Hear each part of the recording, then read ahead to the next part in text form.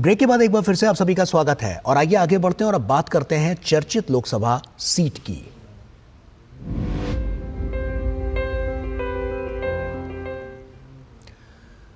दुनिया के सबसे बड़े लोकतंत्र के चुनावी महापर्व में बात वैशाली लोकसभा सीट की, जिसने सबसे पहले दुनिया में लोगों का लोगों के लिए लोगों द्वारा शासन का मंत्र दिया था। जी हां, बात हो रही है वैशाली के उस गणराज्य की जहां हर निर्णय जनप्रतिनिधियों के बहुमत के आधार पर हुआ करता था। वैशाली लोकसभा सीट इस बार के चुनाव में कितना अपने गौरव पर इठलाता है, देखिए। आइए देखते हैं धीरज कुमार की यह खास रिपोर्ट।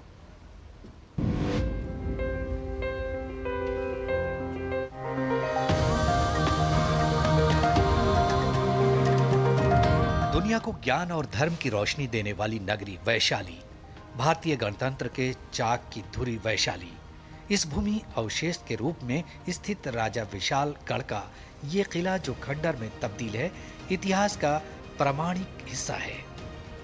यहाँ निर्मित स्तूप भगवान बुद्ध के पार्थिव अवशेष पर बने 8 मौलिक स्तूपों में एक है।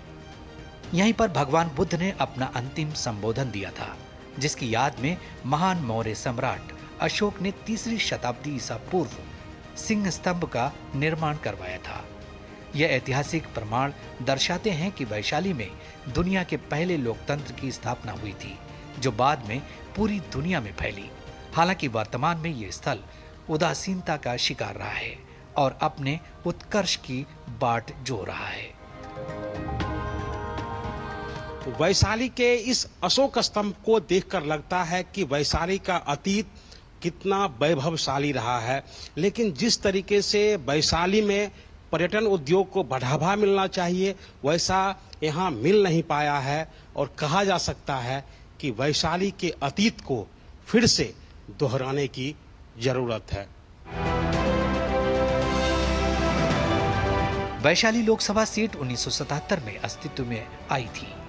आरजेडी के कद्दावर नेता रघुवंश प्रसाद सिंह यहां से 5 बार सांसद चुने गए, जो कि मनरेगा जैसी योजनाओं की बड़ी सौगात देकर मनरेगा मैन के नाम से मशहूर हुए थे। बात 2024 लोकसभा चुनाव की करें तो यहां से आरजेडी ने मुन्ना शुक्ला को अपना उम्मीदवार बनाया है, जो लालगंज से भी विधायक रहे हैं।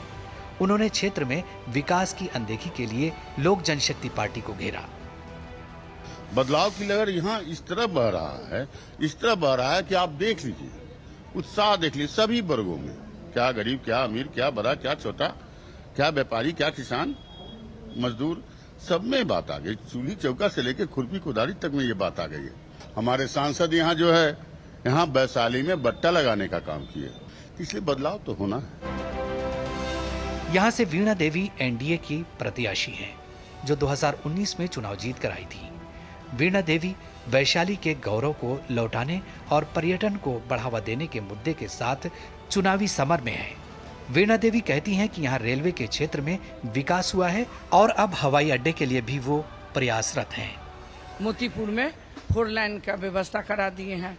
2 गो अपने रीजिंग में railway station Motipur Kanti railway station के जीर्णोद्धार करा के ऊपरी पुल बनवाए हैं। हम लोग पता ही एयरपोर्ट के लिए कहे थे, हम लोग लगे हुए हैं। बहुत जल्द से जल्द होगा। अगर एयरपोर्ट होता है तो ज्यादा संख्या में बुद्ध धर्म, जैन धर्म के लोग यहाँ आएंगे। गौरतलब है कि वैशाली लोकसभा क्षेत्र में कुल 18,49,054 मतदाता हैं। वहीं इलाके के लोगों का मानना है कि वैशाली का इस बार का चुनाव जातीय गोलबंदी के आधार पर होने के आसार हैं। ऐसी स्थिति में दोनों प्रत्याशी एक दूसरे पर भारी पड़ सकते हैं। हर एक चुनाव क्षेत्र में एनडीए को एज यहाँ पर मिलता हुआ दिखाई पड़ता है, लेकिन जो जातीय समीकरण है और लालू जी का जो एक प्रयोग हुआ है, जिसमें कि उन्होंने कुशवाहा को दिया है, जिसमें उन्होंने एक भूमिहार को भी वैशाली में देके एक प्रयोग किया है, तो इससे लगता है कि कुछ अलग भी रिजल्ट्स आ सकते हैं। बहरहाल दुनिया को लोकतंत्र का ककहरा पढ़ाने वाले वैशाली में इस बार मुकाबला जोरदार है।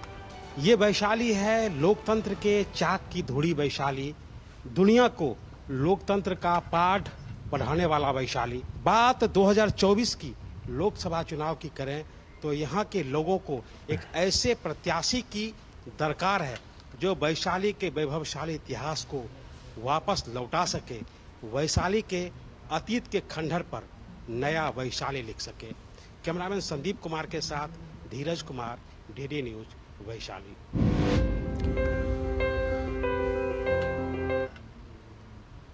और धीरज कुमार हमारे सहयोगी मुजफ्फरपुर से हमारे साथ जुड़ रहे हैं। धीरज का ही रुख करते हैं। धीरज, साफ तौर पर इतिहास तो बहुत पुराना है और जैसा कि हम देख रहे हैं कि जो समीकरण है वो लगातार बदलते हुए नजर आ रहे हैं। अब की बार के समीकरण की बात करें तो राजनीतिक उथल पुथल क्या कह रही है और समीकरण किस तरफ इशारा करते हुए नजर आ रहे हैं? क्या नजर आ रहा है ग्राउंड जीरो पर?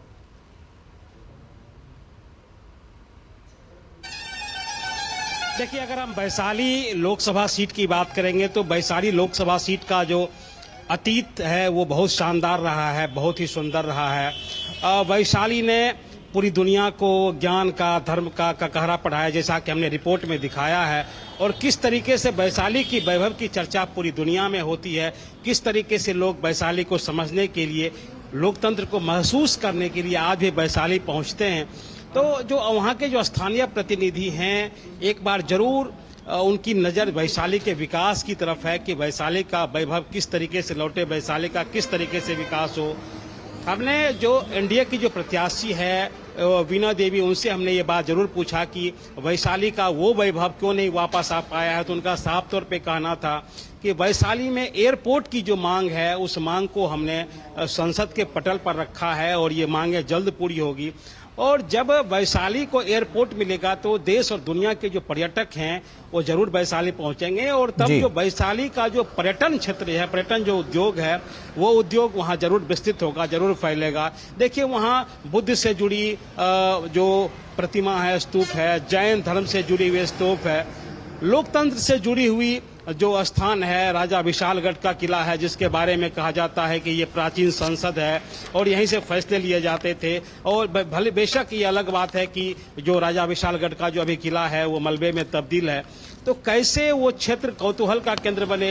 हालांकि वीणा देवी का साफ तौर पे कहना था कि वहाँ पे जो 2 रेलवे स्टेशन का पुनरुद्धार उन्होंने किया है ताकि लोगों की कनेक्टिविटी वैशाली की तरफ हो। इसके अलावा सड़क मार्ग का विकास, ताकि जो दूसरे राज्यों के लोग हैं या साथ के जो जिलों के जो लोग हैं वो भी वैशाली आराम से पहुंच सके। और जहाँ तक आपने गोलबंदी की बात की है, तो जो वीणा देवी जो कि एनडीए के प्रत्याशी हैं, उनके जो पति हैं दिनेश सिंह, वो वहाँ के 20 साल से एमएलसी रहे हैं। हमने लोगों से उनके बारे में जानने की कोशिश की तो उन्होंने साफ तौर पे कहा कि जो दिनेश सिंह का जो रसूख है वैशाली जिले में वो काफी पुराना रसूख है, तो उस लिहाज से उनका पलड़ा भारी हो सकता है। हालांकि जो राजद के जो प्रत्याशी मुन्ना शुक्ला है, उनके बारे में कहा जा सकता है कि जिस प्रकार से महागठबंधन ने जो बिल्कुल साफ तौर पर धीरज, क्योंकि आपकी बार का जो चुनावी समीकरण है वो बहुत कुछ कह रहा है और साफ तौर पर ये नजर आएगा 4 जून के बाद कि किस ओर ये जो चुनावी समीकरण है वो इशारा कर रहे हैं और वो वोट में तब्दील होकर कैसा रिजल्ट वहां पर लेकर आते हैं, ये देखने वाली बात होगी। बहुत बहुत शुक्रिया धीरज आपका तमाम जानकारियां हमसे साझा करने के लिए। और आइए आगे बढ़ते हैं। अब बात उत्तर प्रदेश के अंबेडकर नगर लोकसभा सीट की करते हैं।